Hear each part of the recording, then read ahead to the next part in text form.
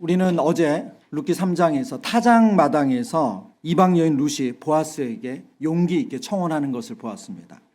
그 청혼한 날 보아스는 룻을 빈손으로 돌려보내지를 않았어요. 보아스는 룻에게 자신이 입고 있는 겉옷을 펼치라고 하고 그 겉옷에다가 보리를 6번이나 되어서 그것을 지워서 집으로 보냅니다. 유대인 전승에 따르면 이런 보리 6은 약혼에 필요한 최소한의 가치라고 해요. 보리 6번을 재는 양은 성경이 정확하게 기록하고 있지 않습니다. 처음에 가져왔던 양이 보리 한 에바였죠.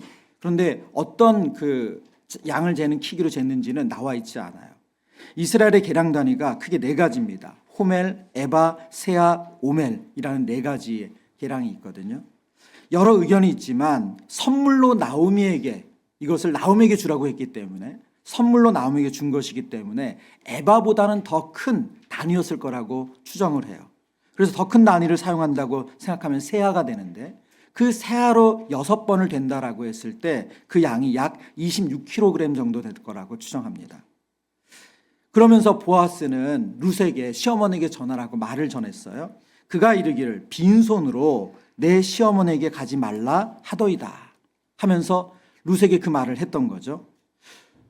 여러분, 이 말씀을 보면 룻기 1장의 나오미의 삶은 어떻습니까? 흉년이 들어서 남편과 아들 데리고 먹고 살겠다고 이방 땅 모압으로 떠났어요.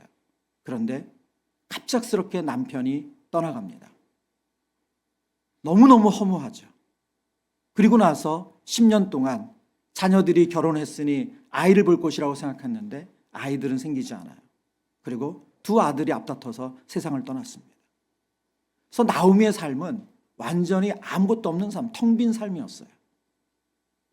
근데 하나님께서 이 나오미의 삶을 채워가시는 것을 오늘 성경을 통해서 보여주고 있어요. 처음에는 보리 한 에바를 통해서 하나님의 돌보심, 하나님의 임재, 하나님의 햇새들을 경험했다면 이제 룻이 타작마당에 다녀온 후에 보아스를 통해서 보리를 6번이나 되어주는 그것을 통해서 다시 한번 하나님의 채우심을 경험하게 됩니다. 그리고 룻기 4장에서는 하나님께서 나오미의 인생에 불가능하다, 이런 일은 일어날 수 없다라고 생각했던 그 일까지 행하시면서 텅 빈 나오미가 아니라 채워진 나오미, 하나님의 임재로 충만한 나오미로 하나님께서 바꿔주시죠. 나오미는 보아스의 말, 그리고 보아스가 보낸 이 보리를 6번 되어 보낸 이 것을 보면서 보아스의 의지를 확인했던 것 같아요. 그래서 룻에게 이렇게 말합니다. 룻기 3장 18절의 말씀인데요. 이에 시어머니가 이르되 내 딸아, 이 사건이 어떻게 될지 알기까지 앉아 있으라.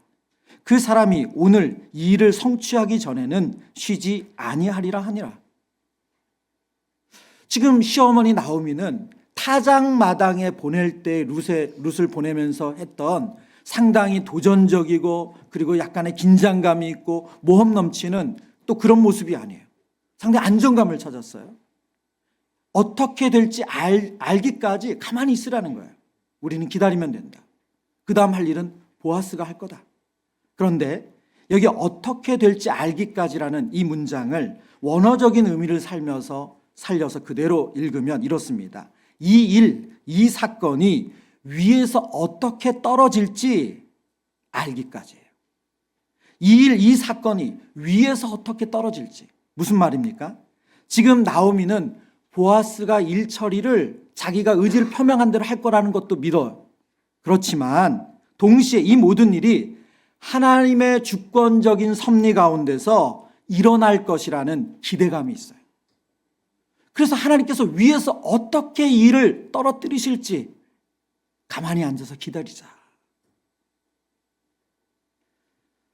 그리고 어떤 일이 일어나든지 하나님의 선한 뜻, 그 결과를 받아들이겠다는 태도를 지금 나오미가 가지고 있는 거죠. 아직 룻과 보아스가 결혼한 거 아닙니다. 나오미가 룻의 아이를 지금 가슴에 품은 것도 아니에요. 그런데 오늘 3장 후반부에 나오는 나오미의 모습은 1장, 2장에 그리고 3장 초반에 보이는 나오미의 모습과는 너무 달라요. 더 중요하고 급박한 일이 남아있음에도 불구하고 나오미의 마음이 고요해요. 평안해요. 하나님의 자녀로서 영적인 민감함이 회복되고 그 믿음이 성장해 갈 때 오늘 나오미가 보여주는 이 모습, 이 평안함이 있는 줄 믿습니다. 주어진 삶의 고난이 해석이 안 돼서 전능자가 나를 괴롭게 한다고 원망과 불평을 쏟아내었고, 그리고 그의 삶이 무기력하고 우울하게 흘러갔었는데 나오미가 하나님의 헤세드, 그 계속되는 하나님의 사랑을 경험하면서 그의 마음이 평안해졌어요.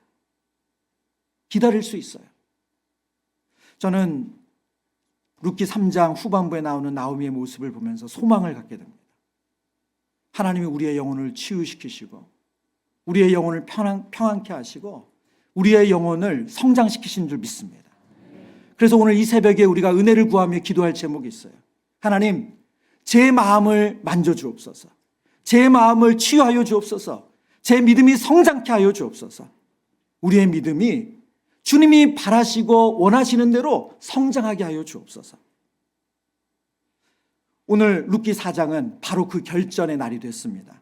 아침이 되자 보아스는 그가 해야 할 일을 하기 시작해요. 하나님께서 철저히 무너진 나오미 그리고 엘리멜렉의 그 가문을 회복시키는데 하나님은 보아스를 사용하십니다. 살았으나 죽은 자 같았던 나오미, 그리고 아무것도 남기지 못하고 죽은 엘리멜렉, 말론과 기럨, 이 세 사람을 하나님께서 회복시키세요. 그리고 그 과정 가운데 보아스라는 하나님께서 준비된 사람을 사용하십니다. 근데 오늘 4장에 나오는 보아스의 모습을 통해서 정말 사려 깊게 사랑하는 것이 무엇인지, 사려 깊게 사람을 돕는 것이 무엇이고, 사려 깊게 하나님의 뜻을 이루는 게 무엇인지를 오늘 우리에게 보여주고 있습니다.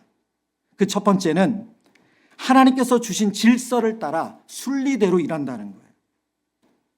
보아스는 룻에게 청혼과 함께 기업 물을 자의 요청을 받았습니다. 단순히 남편이 되달라는 요청을 받은 것이 아니라 기업 물을 자가 되달라는 요청을 받았어요. 그리고 그것이 보아스에게는 너무나도 큰 감동이었죠. 자신만을 위하는 것이 아니라 진심으로 시어머니를 위하고 그리고 죽은 남편을 위하는 그 보아스의 마음에 감동이 되었어요. 그래서 보아스가 그 감동받아서 뭐라고 말했습니까? 내 처음 베푼 인애보다 나중이 더하다. 이렇게 큰 칭찬이 없어요. 내가 처음 베푼 인애보다 나중이 더하다. 그리고 보아스는 해야 할 일을 이제 날이 밝자 시작하기 시작합니다. 당시 중요한 거래, 재판 이런 것들이 이루어지는 장소가 성문이었어요. 실제로 성문에서 이루어지기도 했고요. 그리고 실제로 성문이 없는 마을도 있잖아요. 그런 데는 성문이라고 성경은 번역했지만 그 마을 안에 있는 광장에서 이런 것들이 이루어졌습니다. 그곳은 아주 공적인 업무가 진행되는 자리죠. 보아스가 성문에 앉습니다. 그리고 기업 물을 자가 지나가길 기다리죠. 근데 성경에 보면 마침 기업 물을 자가 지나가요. 그러니 그를 불러다가 앉힙니다.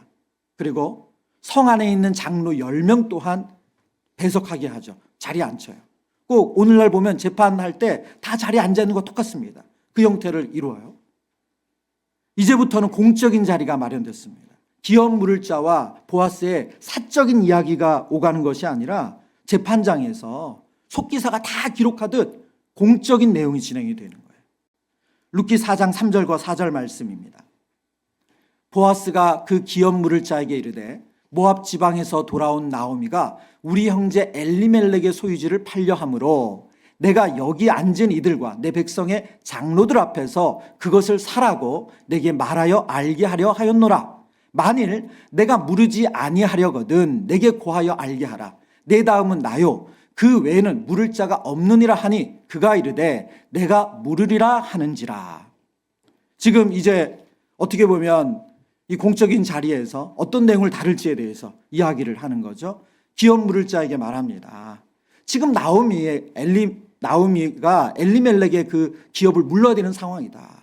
근데 그 책임이 너에게 있다. 너가 할 수 있다. 너가 하겠냐? 그 땅을 사서 그것을 그거 나오미의 가정에 있도록 하겠냐? 그걸 묻는 거예요. 근데 지금 나오미에게는 자녀가 없잖아요. 그러니 그 땅을 사면 오로지 자기께 되는 거예요. 그러니까 이 사람이 뭐라고 말합니까? 사겠다고. 돈이 들더라도 그 땅 살겠다고. 근데 여러분, 지금 우리 앞장 3장에 보아스가 룻에게 한 행동이 있잖아요. 어떤 행동을 했습니까? 보리를 6번이나 데워주면서 내가 반드시 기업 물을 자의 그 약속을 이행하겠다. 그런 자신의 의지, 어떻게 보면 결혼에 대한 그런 의지를 표명했어요. 그런데 지금 4장 3절과 4절의 모습을 보면 상당히 그 의지와는 조금 좀 다른 것 같아요. 속도도 다르고 좀 마음도 다르고.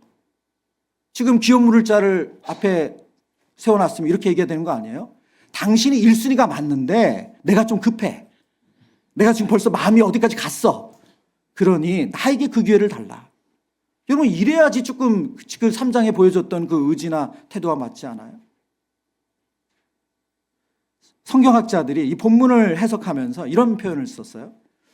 2장과 3장에 나오는 보아스는 너무나도 따뜻하고 너무나도 배려하는 그 모습을 보면 너무나도 따뜻하다는 거예요. 그런데 오늘 4장에 나오는 보아스의 모습은 보면 상당히 사무적이라는 거예요.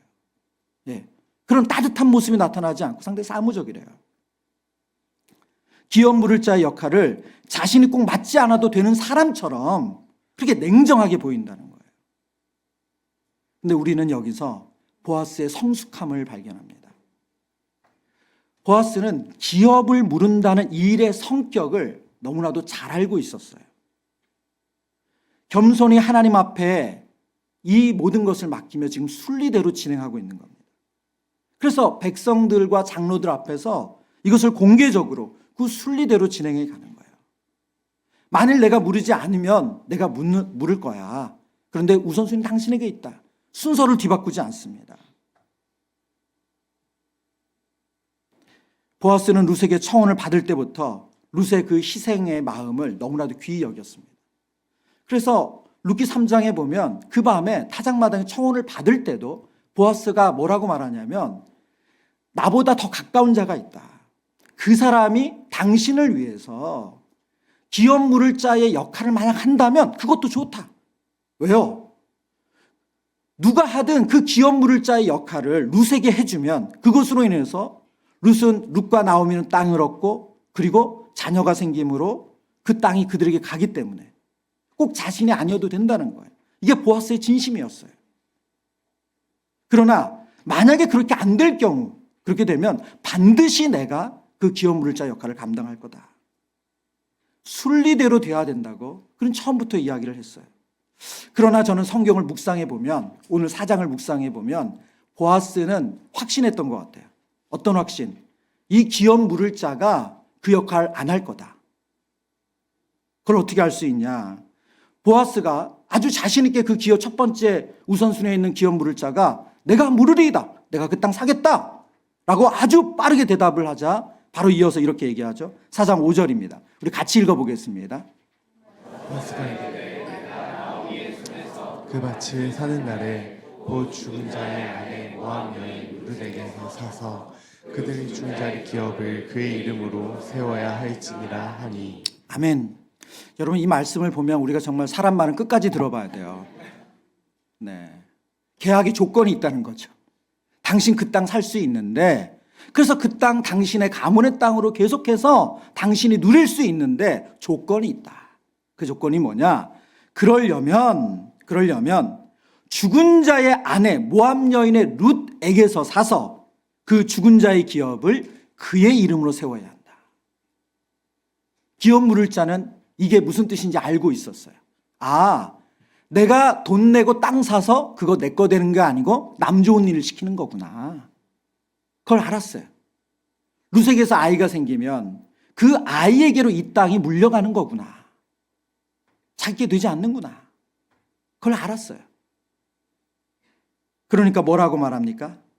룻기 4장 6절에 그 기업 물을 자가 이르되 나는 내 기업에 무엇이 있을까? 손해가 있을까 하여 나를 위하여 무르지 못하노니 안 사겠다는 거예요. 내가 물을 것을 내가 물으라. 난 안 살 테니 이제 다음은 너라고 했으니 너가 살아. 나는 물으지 못하겠노라. 오늘 6절에 보면 두 번이나 반복해서 물으지 않겠다, 물으지 않겠다. 그의 뜻을 아주 분명하게 이야기하죠. 그 이유는 뭡니까? 나에게 손해가 되기 때문에. 내가 비싼 돈 주고 그 땅 사가지고 남 좋은 일 왜 시키느냐 하는 거죠.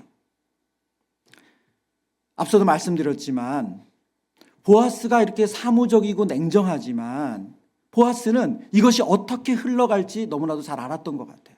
왜 그럴까요? 사사시대, 영적으로 어두운 시대, 하나님의 뜻보다 자신들이 하고 싶은 대로 사는 시대, 하나님 뭘 원하시는가 보다 나에게 이익이 되고 나에게 도움이 되는 것을 선택하던 그 시대. 아마 보아스는 기업 물을 자가 자신에게 손해가 될 거라는 거 알고 물으지 않을 거다, 그런 생각이 있었던 것 같아요. 만약 그러지 않는다고 하면 그럼 그것 또한 룻과 나오미에게는 좋은 거이기 때문에 그걸로 손해보는 건, 보아스는 자신의 뜻을 못 이루는 건 아니죠. 그러나 이 과정을 보면 보아스는 서두르지 않습니다. 질서대로, 순리대로 진행해요. 여러분, 하나님은 어떤 분이십니까? 하나님은 질서의 하나님이세요. 하나님은 순리대로 인하세요. 아무리 목적이 선해도 순서를 내 마음대로 바꾸는 것은 하나님이 원하시는 것이 아닙니다. 순리는 하나님께 주도권을 내드리는 거예요. 하나님께 주도권을 내드리는 거예요. 보아스가 룻에게 6번이나 보리를 내어주면서 어떤 마음이었겠어요? 여러분, 어떤 마음이었겠어요? 정말 룻에 대한 마음이 더 확신이 들지 않았겠어요? 내가 처음 베푼 인애보다 나중이 더하다는 감탄사를 이야기하면서 보아스의 마음이 어떤 마음이겠어요? 어떻게 보면 이 사람 꼭 붙잡아야 되겠다, 그런 마음 아니었겠어요? 그럼에도 보아스는 하나님 주시는 질서, 하나님 주시는 순리를 따릅니다. 자신의 마음, 자신의 생각이 앞서질 않아요. 여러분, 사려 깊은 사랑은 하나님 주신 질서대로, 순리대로 하는 거예요. 목적과 그리고 그 뜻이 선하다고 우리의 방법과 우리의 욕심을 내세우는 게 아닙니다. 저는 말씀을 묵상하면서 우리의 사랑을 좀 돌아봤으면 좋겠어요. 우리의 자녀를 향한 사랑. 우리가 자녀들 정말 잘 되길 바라잖아요. 그 마음으로 우리가 이런저런 일도 하고 또 말도 하는데 정말 그것이 하나님 원하시는 그 질서와 순리에 맞는 것인가? 아니면 내 뜻, 내 방법, 내 욕심으로 내가 앞서는 것은 아닌가? 배우자에게는 어떻습니까? 우리가 배우자를 도와주고자 말하고 배우자를 도와주고자 이런저런 선택을 하는데 정말 그것이 하나님 주신 질서와 순리에 맞는 건가? 아니면 내 생각이 너무 앞서는 건가? 내 마음이 너무 앞서는 것은 아닌가? 공동체를 향한, 지체를 향한 우리의 마음도 똑같습니다. 기도 제목을 듣고 어떤 안타까운 사연을 듣고 혹은 어떤 일을 보고 정말 그분을 위해서 기도하고 돕기 원하는 마음이지만 정말 그것이 하나님 우리에게 주신 질서대로, 순리대로 주도권을 하나님께 내어드리면서 우리가 사려 깊은 사랑을 하고 있는 것인가? 여러분, 그것을 우리가 돌아봐야 된다는 거예요. 오늘 이 밤에 우리가 기도할 때 우리의 사랑이 그렇게 하나님 주시는 순리대로 질서 있게 진행되었는지 하나님께서 그것을 깨닫게 하시는 은혜가 있기를 축원합니다. 골로새서 3장에서 탐심은 우상 숭배라고 해요. 여러분, 우리가 무언가 바라는 마음, 그건 자연스럽지 않습니까? 그런데 그 마음이 너무 커서 하나님의 뜻과 무관하게 하나님의 질서와 다르게 그것을 얻고자 한다면 그것은 탐심이고 그것이 우상 숭배가 된다는 거예요. 자녀에게 향한 마음, 배우자에게 향한 마음, 어떤 그 선한 일을 향한 마음도 우리에게 내가 하나님보다 앞서고 하나님이 주도권을 가지고 있지 않다면 그것은 탐심이 되고 우상 숭배가 돼요. 보아스는 우리에게 이 진리를 너무나도 잘 알려주고 있습니다. 저와 여러분이 사려 깊은 사랑, 순리대로 질서 있게 사랑하는 그런 은혜의 사람 되시길 축원합니다. 두 번째, 오늘 본문에 보여주는 사려 깊은 사랑은 하나님께서 주신 마음, 긍휼을 실천한다는 거예요. 룻기 4장 1절의 말씀을 우리 읽어봅니다. 같이 읽습니다. 보아스가 성문으로 올라가서 거기 앉아 있더니 마침 보아스가 말하던 기업 물을 자가 지나가는지라. 보아스가 그에게 이르되 아무개야 이리 와서 앉으라 하니 그가 와서 앉으매. 아멘.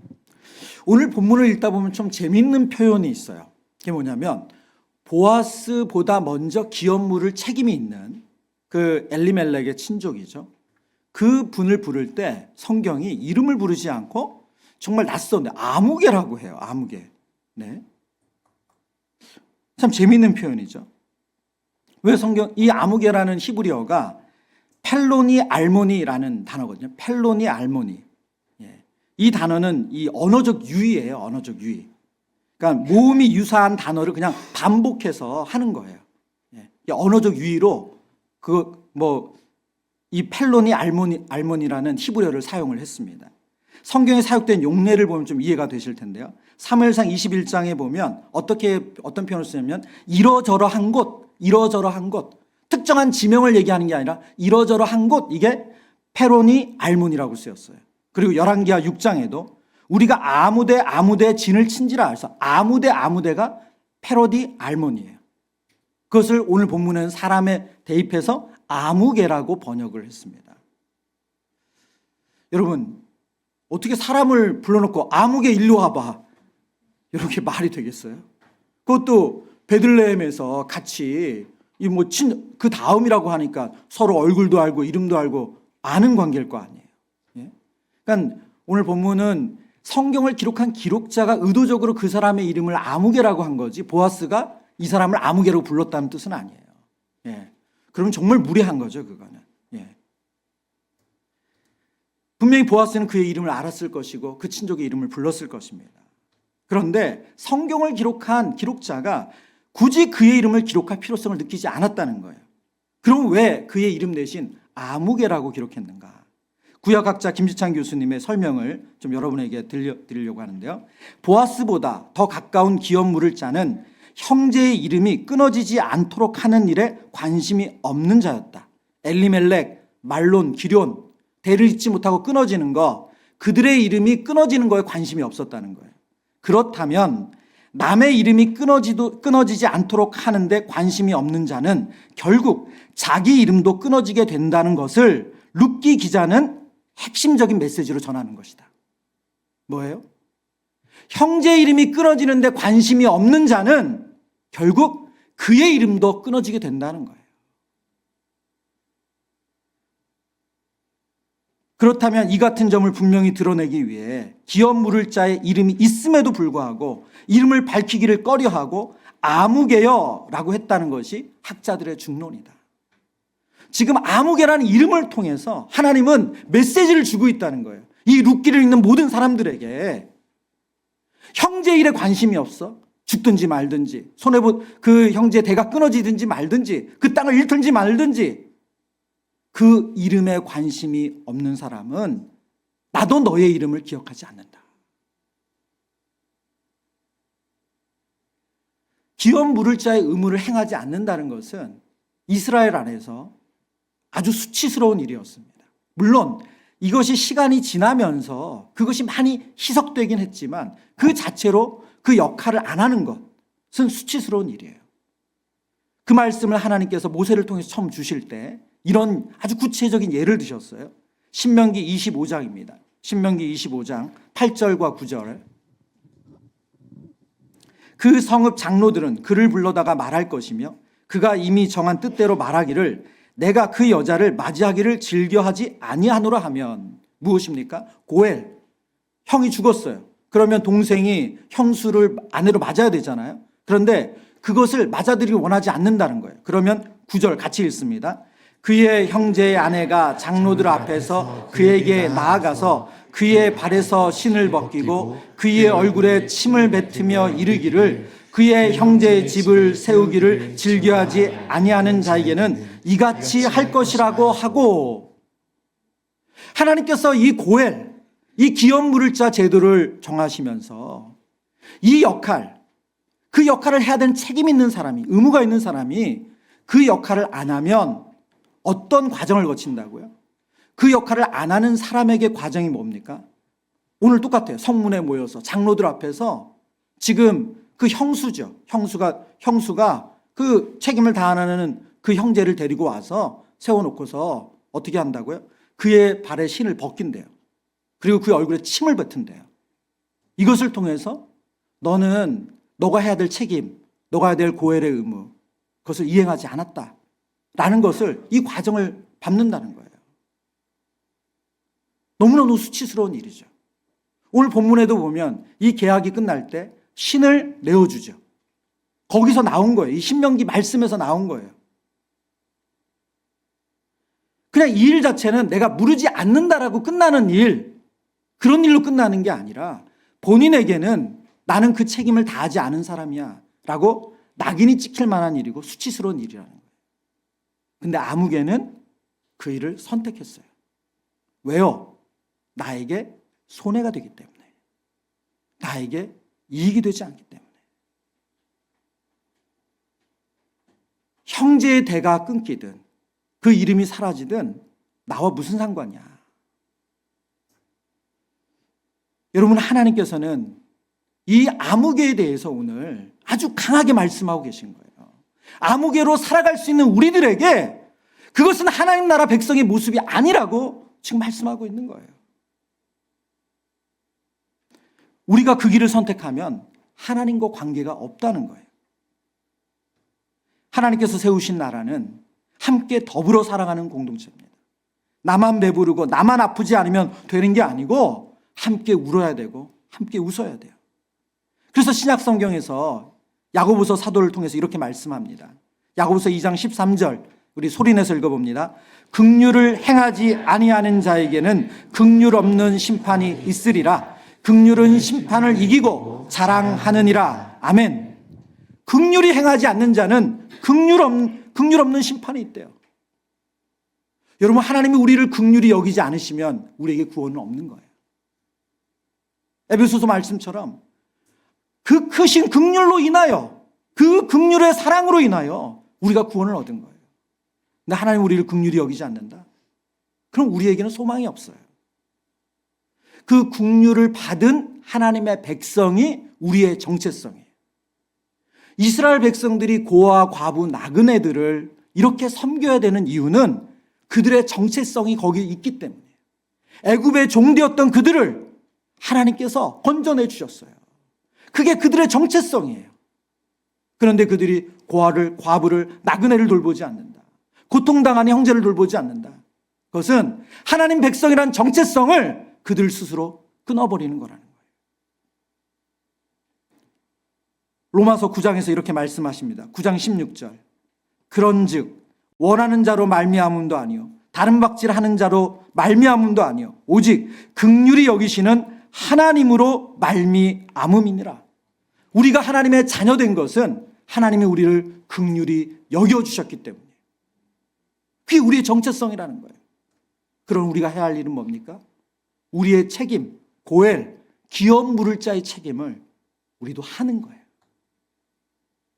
그게 하나님의 마음이라는 거예요. 이번 주 특세를 시작하면서 월요일부터 우리 운영위원회 우리 분들과 계속 저희가 기도했어요. 특세 헌금을 어떤 곳에, 정말 꼭 필요한 곳에 쓰기를 기도해 오고 있습니다. 그리고 이제 내일 특세가 끝나고 모여서 회의를 진행할 거예요. 여러분, 우리가 받은 은혜를 우리가 이 땅에 꼭 필요한 이웃, 고통받는 이웃, 긍휼히 여길 분들에게 주는 것은 그렇게 해도 되고 안 해도 되는 문제가 아니라 반드시 그렇게 해야 되는 일이라는 거예요. 그게 하나님 나라의 백성의 정체성이라는 거예요. 이것을 아주 간단한 문장으로 은혜 받아 남주는 거죠. 여러분, 근데 그게 성도의 모습이라는 거예요. 우리가 그것을 잃어버리면 하나님 백성인 것을 스스로 우리가 끊어낸다는 거예요. 한국교회는 이 땅을 너무나도 아름답게 섬겨왔습니다. 특별히 개신교회가 이 땅에 어렵고 고통받고 아픈 이웃들을 위해 섬긴 사역들은 어마무시해요. 물론 교회가 개교회주의로 너무 자기 교회만을 위하는, 그래서 비난받는 일도 많이 있지만, 지금까지 하나님께서 세우신 교회들이 그렇게 소금과 빛으로 쓰임받을 수 있는 이유는 이웃을 위해서 이 땅의 교회들이 참 많은 헌신, 수고, 남이 알아주든 못 알아주든 그 일을 많이 해왔어요. 저는 꽤 지난 뉴스긴 한데요. 정말 그때 그 지구촌 복지부 장관이 인터뷰한 기사에 그 내용을 잊지를 못해요. 꽤 오래되긴 했어요. 그 기사는 뭐냐면 그 기사에 그렇게 나왔더라고요. 개신교회가 그 우리나라 복지를 돕지 않으면 우리나라 복지가 안 된다는 거예요. 그냥 금액적으로만 한 50% 정도를 감당하고 있다는 거예요. 그때 당시로. 복지관, 우리가 무슨 센터들, 그 많은 것들이 이 땅에 정말 아프고 소외되고 고통받는 이웃들을 섬기는 일에 교회가 그렇게 해오고 있었어요. 작년에 수원시에서 하는 어떤 행사에 제가 잠깐 참여한 적이 있거든요. 제가 그 행사에 참여하면서 참 신기한 것을 봤어요. 어떤 신기한 것을 봤냐면 다양한 이름으로 그 행사에서 여러분들이 상을 받았는데 그 다양한 분들의 그 뒤가 다 뭐였냐면 다 교회거나 목사님이거나 성도라는 거예요. 물론 아닌 분들도 있었죠. 그런데 제가 볼 때는 제가 목회자여서 그랬던 것 같아요. 무슨 상 받는데 그 상 받는 게 무슨 단체 이름을 받아도 그 뒤에는 교회가 있고, 그리고 그 사람 이름으로 대표명으로 딱 받아도 그분이 어느 교회 목사님이시고, 무슨 지역사회를 돕는 거기서 좀 격려하는 그런 행사였거든요. 근데 그 행사에 초대받아서 제가 그 모습을 보는데 그 행사 자체는 재미는 없었어요. 예, 박수 치는 것도 한두 번이지. 한 40-50번 치다 보니까 빨리 가고 싶더라고요. 그렇지만 이렇게 누구도 알지 못하지만 그 책임을, 하나님 주신 그 사랑을 흘려보내는 이렇게 아름다운 성도들과 교회와 또 그런 많은 믿음의 사람들이 있구나. 그것 때문에 참 가슴이 따뜻했던 하루였습니다. 말씀을 마칩니다. 룻기를 읽으면 마음이 따뜻해지고 소망이 생깁니다. 왜냐하면 룻기에는 그 밑에 하나님의 헷세드라는 강이 흘러가요. 하나님의 헷세드라는 큰 강이 흘러가요. 그리고 이 강의 물줄기에 만나는 것마다 살아납니다. 룻이 살아나고 나오미가 살아나고 보아스가 살아나고 그 공동체가 살아나요. 저는 우리 사랑하는 성도님들의 삶에 하나님의 헷세드라는 강이 흘러서 저와 여러분의 심령이 살아나길 축원합니다. 그리고 우리의 가정에 우리 자녀들이 살아나길 축원합니다. 그리고 우리 일터에 우리와 함께 일하는 동료들이 살아나길 축원합니다. 그리고 수원 꿈꾸는 교회가 있는 이 수원시가 살아나길 축원합니다. 그리고 이 나라와 이 민족이 살아나길 축원합니다. 그리고 열방이 살아나길 축원합니다.